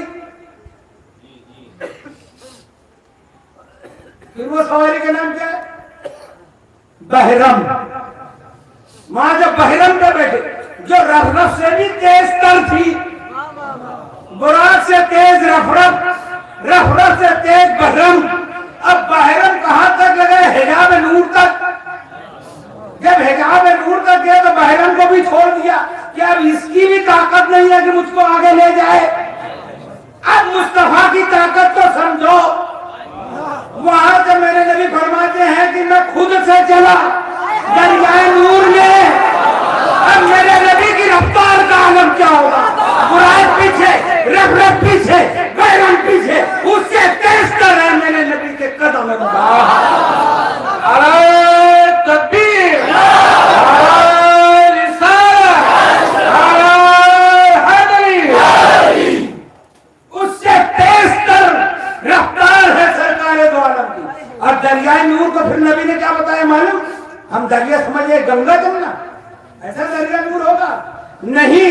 میرے سرکار دو عالم صلی اللہ علیہ وسلم فرماتے ہیں دریائے نور، جیسے یہ دریا تم دیکھتے ہو گنگا، اس میں موجیں ہوتی ہیں نا، پانی کی لہر جس کو کیا کہتے ہو تم؟ لہر ہوتی ہے، اس کو کہتے ہیں موج، ایسے موجیں چلتی ہیں، ایسے دریائے نور میں موج ہے نا موج؟ تو ایک موج کتنی بڑی ہے؟ میرے نبی فرماتے ہیں یہ پوری کائنات سے 7 گنا بڑی ایک موج، پوری کائنات سے 7 گنا بڑی ایک موج ہے، اور اس دریا کو میں نے پار کیا۔ اس دریا کو جب پار کیا تو کیا دیکھا؟ پھر وہ حجاب نور کی بات ہے، انشاءاللہ پھر آگے اس کو لے جاؤں گا۔ پروردگار عالم ہم کو اپنے نبی کی معرفت عطا فرمائے تاکہ ہم اس آیت کے ذیل میں نہ آئے، ام لم تعرفوا رسولہم فہم لہ منکرون، کیا تم نے نبی کو نہیں پہچانا جو انکار کرتے ہو؟ تو وارث اور میراث کو ہم کو 10 دن میں سمجھنا ہے، وارث کون، میراث کیا۔ عزیزان محترم، یہی میراث کو سمجھانے کے لیے، یہی میراث کو ہم تک پہنچانے کے لیے وارث نے اپنا گھر کا گھر قربان کیا۔ یہ 10 دن شہدائے کربلا کی یاد میں یوں ہی نہیں مناتے، یہ کسی اور مسئلہ کی ابتدا نہیں ہے۔ کوئی یہ نہ سمجھے کہ بھلا ایسا کرتے ہیں تو ہم، جو ایمان والا ہے، جو ایمان والا ہے وہ ان 10 دنوں میں اپنے نبی کی اور آل نبی کی یاد مناتے ہیں، وہ کوئی ہو جو ایمان والا ہے۔ جو نہیں مناتے سمجھ لینا قرآن ان کے لیے ینادینا من مقام بعید، وہ دور کی آواز سن رہے ہیں، کچھ سنتے ہیں کچھ نہیں سنتے، کچھ سمجھتے ہیں کچھ نہیں سمجھتے۔ تو انہوں نے قرآن ہی نہیں سمجھا، جب قرآن نہیں سمجھا تو نبی نہیں سمجھ میں آئیں گے، جب نبی نہیں سمجھ میں آئیں گے تو اہل بیت نہیں سمجھ میں آئیں گے۔ عزیزان محترم، اسی قرآن کے خلاف یزید تختوں پر بیٹھ کے کہہ رہا تھا لعب ہاشم بالملک ولا خبر جاء ولا وحی نزل۔ کیا شعر پڑھا کہ بنو ہاشم نے نبوت کا ڈھونگ رچا۔ آج یزید کو لعنت نہ بھیجنے کے والے مولویوں سے میں پوچھتا ہوں کہ آج ذرا ذرا سی بات میں کافر کا فتویٰ دیتے ہو، یزید تو کھلم کھلا انکار کر رہا ہے نبی کی نبوت کا۔ یہی ہاشم بالملک ولا خبر جا ولا وحی نزل، نہ کوئی آیت آئی نہ کوئی فرشتہ آیا، محمد نے نبوت کا ڈھونگ رچا تھا۔ یہ یزید کے جملے ہیں، یہ ملعون اللہ کی لعنت، تمام ملائکہ کی لعنت، تمام انسانوں کی لعنت، اور ہم سب لعنت دیتے ہیں۔ جب اس نے یہ کہا تو جو نبی کا وارث تھا، جو نبی کا جانشین تھا، اب اس پر واجب تھا کہ میدان میں آئے۔ میرے سرکار امام علی مقام مسجد نبی میں بیٹھے ہوئے، قاصد آیا، کہا ولید نے آپ کو بلایا ہے، مدینے کے دربار میں آپ کو بلایا گیا ہے۔ امام نگاہ امامت سے دیکھ رہے، بظاہر اس سے کہا ٹھیک ہے، ابھی رات کا وقت ہے، ابھی میں نہیں آؤں گا، میں دن میں آؤں گا۔ جب دربار میں جانے لگے تو اپنے بھائی علمدار کربلا جناب عباس علیہ السلام کو، علی اکبر اور حضرت ابن عباس، ان سب کو ساتھ میں لیا اور کہا چلو دربار میں بلانا آیا ہے، اور سب لوگوں کو دربار کے باہر کھڑا کیا۔ کہا میں اندر جاتا ہوں، اگر میری آواز بلند ہو جائے تو آپ لوگ اندر آ جائیں۔ تنہا امام علی مقام اندر گئے تو ولید نے پرید کا خط بتایا کہ معاویہ کا انتقال ہو گیا ہے اور اس کی جگہ پر اب یزید خلیفہ ہے، اس نے آپ کو دعوت دی ہے کہ آپ اس کی بیعت کریں۔ امام نے کہا کیا جملہ ہے امام علی مقام کا کہ مجھ جیسا اس جیسے بھی، اس میں سب کچھ کہہ دیا امام نے، مجھ جیسا اس جیسے کی بیعت کیسے کرے؟ بیعت لینا ہے تو مسجد میں آؤ، سب کے سامنے بات ہوگی، مگر مجھ جیسا اس جیسے کی نہیں کر سکتا۔ کیوں؟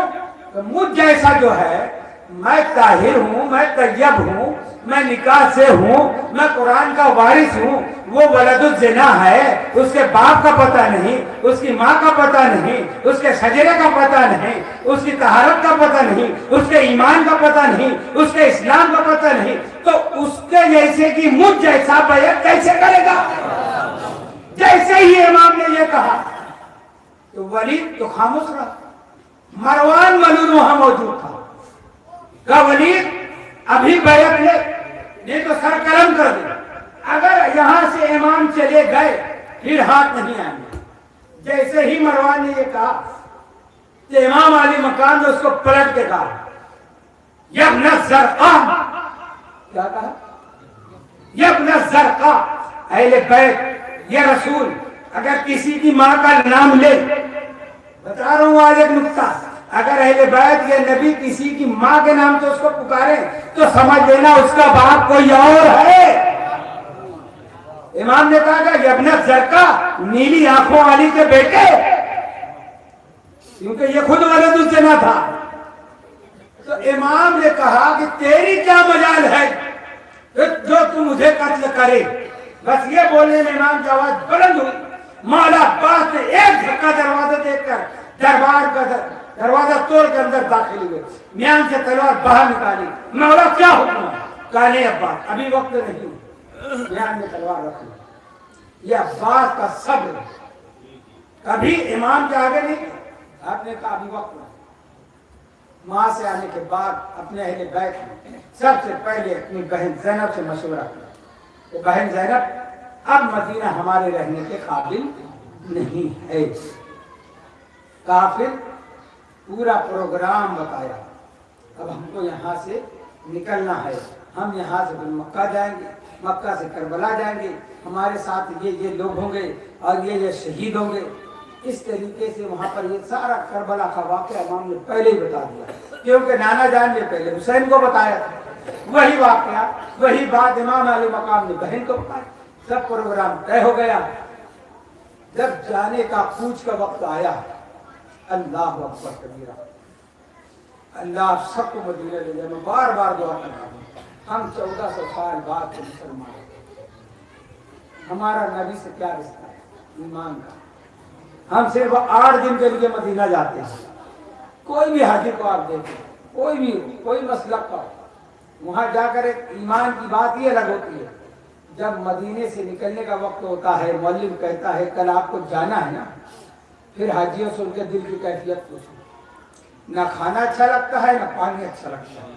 ہر حاجی بار بار روضہ رسول پہ جاتا ہے کہ یا رسول اللہ یہ زیارت میری آخری زیارت کا ہو، یا رسول اللہ مجھ کو زندگی میں پھر بلانا، یا رسول اللہ میرے ماں باپ کی شفاعت کرنا۔ الوداعی سلام کے الفاظ ہی یہ کہ ساری امت کے لیے دعا کرے، ماں باپ کی مغفرت کی دعا کرے، اپنی بار بار حاضری کی دعا کرے، اور وہاں سے الٹے پاؤں روتا ہوا گنبد خضرا کا دیدار کرتا ہوا حاجی روتا بلکتا تڑپتا ہوا اپنی بس میں آ کے بیٹھتا ہے۔ بس بھی جب تک چلتی ہے، جہاں تک گنبد نظر آتا ہے پلٹ پلٹ کے دیکھتا، یہ ہمارا عالم ہے۔ اللہ اکبر، وہ حسین جو خود مدینہ دل کا مسکن رہا، وہ مدینے سے کیسے نکلے، کیسے مدینے کو الوداع کیا؟ جب شام ہوئی تو راوی کہتے ہیں کہ امام علی مقام مزار مصطفیٰ پر آئے، نانا جان کے مزار پر سر رکھ دیا۔ سر رکھنے کے بعد کہتے ہیں نانا میں وہی حسین تو ہوں جس کے رونے سے آپ بے قرار ہو جاتے تھے، نانا میں وہی حسین ہوں نا جس کو آپ کاندھوں پر سوار کرتے تھے، اے میرے نانا میں وہی حسین ہوں جس کے لیے آپ عید کے دن سواری بن جاتے ہیں، نانا میں وہی حسین ہوں جس کے لیے عید کے دن آپ جنت سے جوڑے منگواتے ہیں، نانا اب اس مدینے میں میرا رہنا محال ہو گیا ہے، مشکل ہو گیا ہے، نانا میں دین کو بچانے کے لیے جو وعدہ بچپن میں کیا تھا اس کو پورا کرنے کے لیے مدینہ چھوڑ رہا ہوں، نانا تمہارے روزے پر چراغ چلانے کون آئے گا؟ مصطفیٰ کا مزار بے چراغ ہو رہا ہے۔ امام علی مقام یہ کہتے جا رہے ہیں، روتے جا رہے ہیں، روتے جا رہے ہیں، روتے روتے آپ کو نیند کا غلبہ ہوا۔ اسی حالت میں سرکار نے فرمایا میرے بیٹے حسین، اسی دن کے لیے آپ نے وعدہ کیا تھا، دین بچانا ہے، اس لیے آپ کو جانا ہے، اور ایسا نہ ہوتا تو میں اپنے ساتھ قبر میں رکھتا حسین، مگر آپ کے بغیر دین بچ بھی نہیں سکے گا، اس لیے آپ کو قربانی دینا ہے۔ امام نے کہا نانا میں نے وعدہ کیا پورا کروں گا۔ بہرحال مزار مصطفیٰ سے امام علی مقام روتے ہوئے اٹھتے ہیں، پھر وہیں سے تھوڑی دور پر مدینے کا قبرستان ہے جنت البقیع، وہاں پر جاتے ہیں اپنے ماموں حضرت ابراہیم کی مزار پر پہلے، کیونکہ یہ بچپن میں حسین کا فدیہ بن گئے تھے، ماموں کو سلام کرتے ہیں، اور وہاں سے آنے کے بعد بھائی حسن مجتبیٰ کی مزار پہ آتے ہیں، کہتے ہیں بھیا آپ کا تمام حال میں نے اپنی آنکھوں سے دیکھا، آپ کو زہر دیا گیا، آپ کے جنازے پہ تیر لگا، وہ بھی میں نے دیکھا، مگر بھیا اب خلافت کے تخت پر پلید آ گیا ہے جو کھلم کھلا قرآن و آیات کا نبی کا انکار کرتا ہے، اب میں دین کی خاطر قربانی دینے جا رہا ہوں، اے میرے بھیا حسن میرے لیے دعا کرنا۔ پھر اب راوی کہتا ہے کہ ابھی تو چل چل کے گئے نا ہر قبر پہ، اب جیسے بچہ گٹھلیوں کے بل چلتا ہے نا، ایسے میرا امام اپنی ماں کی قبر پہ آیا۔ ماں کی قبر پہ آنے کے بعد ہم حسین کی حالت دیکھی نہیں جاتی، ایک بچہ جیسے ماں سے لپٹ جاتا ہے، ایسے میرے امام علی مقام سیدہ فاطمہ زہرا کی مزار سے لپٹ کے کہتے ہیں اماں جان اب میں مدینے سے جا رہا ہوں، अम्मा मेरा कोई यहाँ पर पुरसान हाल नहीं, दीन के लिए जा रहा हूं अम्मा, मगर एक वादा करो। क्या वादा? मैं करबला जा रहा हूं अम्मा, कोई करबला आए या ना आए तुम जरूर आना। नाना से भी तो वो कहा था आप आना, भैया से भी कहा, मगर अम्मा से क्या करें, अम्मा कोई आए या ना आए तुम करबला जरूर आना। कब्र ज़हरा से आवाज है, मेरे प्यारे हुसैन जाओ, तुम्हारी माँ ज़हरा तुम्हारे साथ साथ रहे। ये कहकर मज़ारे बतूल से इमाम आली मकाम घर तशरीफ लाए। अब काफिले की तैयारी शुरू हो गई। इतनी आसानी से मैं कैसे बयान कर सकता हूँ, कलेजा फटता है। एक एक बीबी को पर्दों की आड़ में सवार किया गया। मदीने की औरतें कहती हैं कि हमको नहीं पता चला कि हजरत ज़ैनब किस हमारी में बिठाई गई। इतना पर्दा, इतना पर्दा, सबको सवारी बिठाई, मगर एक बेटी जो थी इमाम अली मुकाम की, जिनका नाम था फातिमा सुगरा, वो उनको इमाम ने नहीं लिया। ये बीमार थी, मसीहत इलाही, मगर क्यों नहीं ले गया उसकी वजह दूसरी है। अब जब सब सवाल होने लगे, सबकी तैयारी होने लगी ना, तो एक मर्तबा जनाब सुगरा आके अपने भाई अली अकबर से कहती है कि भैया क्या बाबा मुझको नहीं ले जाएंगे, क्या बाबा मुझको नहीं ले जाएंगे, क्या मैं बीमार हूं, तुम कह दो बाबा से, मैं तुमसे कोई दवा नहीं मांगूंगी, अपनी बीमारी की कोई शिकायत नहीं करूंगी, कोई दर्द की शिकायत नहीं करूंगी, मगर मुझको मदीने में तन्हा छोड़ के मत जाओ, मैं किसके सहारे रहूंगी, सिर्फ रानी उम्मे सलमा मदीने में है। अली अकबर जाके इमाम से कहते हैं बाबा मेरी बहन सुगरा नहीं मानती है, वो कह रही है मैं किसी तरीके की कोई शिकायत नहीं करूंगी, दवा नहीं मांगूंगी, कोई आपसे ऑफर नहीं करूंगी, कोई तजवीज नहीं करूंगी। इमाम अली मकाम ने कहा मेरे बेटे अली अकबर, राज की बात क्या बताऊं मैं, जब 10 मुहर्रम को हम सब शहीद हो जाएंगे ना, तो ये बीबियां कह दूंगी और इनको दर बदर दयार बदयार बाजारों में फिराया जाएगा, इनके चेहरे गैर महरम देखेंगे तो सुगरा जो है मेरी माँ की हम शक्ल है बिल्कुल, इसलिए मैं नहीं चाहता कि मेरी माँ की सूरत बाजार में जाए और कोई देख ले कि हाँ फातिमा तो ज़हरा ऐसी थी, इसलिए मैं सुगरा को छोड़ के जा रहा हूँ। सुगरा को समझाओ, इनसे कहो कि हम बहुत जल्द आएंगे। सब समझाया गया, मगर सुगरा कहते हैं अली अकबर से, अली अकबर भैया तुम वादा करो तुम नहीं आ सकते ना, अगर तो जब तुम्हारी जब जहां जा रहे हो अगर शादी रहेगी ना तो मुझको बुलाना, मैं आऊंगी। अली अकबर ने वो भी वादा किया। फिर जब निकलने लगे तो मिट्टी का घरौंदा बनाया, घरौंदे में कहती है अली अकबर तुम दोनों पैर यहाँ पे रख दो, तुम चले जाओगे तो मैं आपके पैरों के निशान से आपको याद करती रहूंगी। अली अकबर ने अपने कदम मुबारक का निशान दिया, काफिला निकलने लगा। अब जनाब अली असगर जो थे सुगरा की गोद में, जनाब अली असगर सुगरा की गोद में, आते नहीं किसी की गोद में, छोड़ते ही नहीं सुगरा। एक बार इमाम अली मकाम ने कहा कि अली असगर को लाओ, शोधा की फहरिस्त में उनका नाम है। जब ये बात सुनी ना कि अली अकबर भी शहीद होगा तो हज़रत अब्बास कहते हैं क्या असलिया खाने में आ जाएंगे, कहा नहीं मैं इनको मैदान में लेके जाऊंगा। बहरहाल अली असगर को लेने के लिए इमाम पहुंचे। जनाब सुगरा ने कहा बाबा अगर ये खुद से जाए तो ले लेना, खुद से आपके पास जाए तो लेना, जबरदस्ती नहीं लेना मुझसे, ये मेरा सहारा रहेगा मदीने में रहने के लिए, ये मेरा भाई है। बस कानों में अली असगर के इमाम अली मुकाम ने कुछ कहा, अली असगर ने सुगरा का दामन छोड़ा, हुसैन की तरफ हाथ बढ़ा दिया। क्या कहा, ये बुजुर्गान दीन कहते हैं कि अली असगर के कान में कहा नाना की उम्मत की बख्शिश का सवाल है अली असगर। अली असगर ने सुगरा का दामन छोड़कर इमाम के दामन से लिपट गए। सुगरा तड़पती बिलकती मदीने में रह गई। काफिला मदीने से निकला, किस साल से निकला, कैसे निकला, कोई नहीं बता सकता। मदीने से निकलने का मंजर ही बहुत अजीब था। मदीने से रवाना होने लगे, मदीने से शहे कौनैन का नूर नजर निकला, مدینے سے شہر کونین کا نور نظر نکلا، وطن سے بے وطن ہو کر وطن کا تاجور نکلا، وطن سے بے وطن ہو کر وطن کا تاجور نکلا۔ جب تک امام کی اہل بیت کی نگاہیں روضہ مصطفیٰ نظر آتا رہا، سلام کرتے رہے، چلتے رہے، چلتے رہے، وقت آیا کہ مدینہ نگاہوں سے اجھل ہو گیا۔ آج پہلی تاریخ ہے، پروردگار عالم ان آنسوؤں کو رمال سیدہ میں جگہ عطا فرمائے، ہم کو اہل بیت کی محبت میں جینا نصیب عطا فرمائے، ان کی محبت میں زندہ رکھے، انہی کی محبت میں خاتمہ بالخیر فرمائے، اور ہم سب کو قرآن کی معرفت عطا فرمائے، قرآن کے ساتھ نبی اور آل نبی کی معرفت عطا فرمائے۔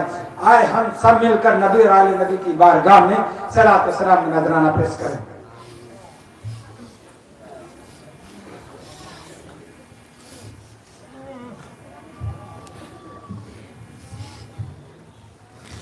شاہ سوارے کربلا کی شاہ سواری وہ سلام، شاہ سوارے کربلا کی شاہ سواری وہ سلام، شاہ سوارے کربلا کی شاہ سواری وہ سلام،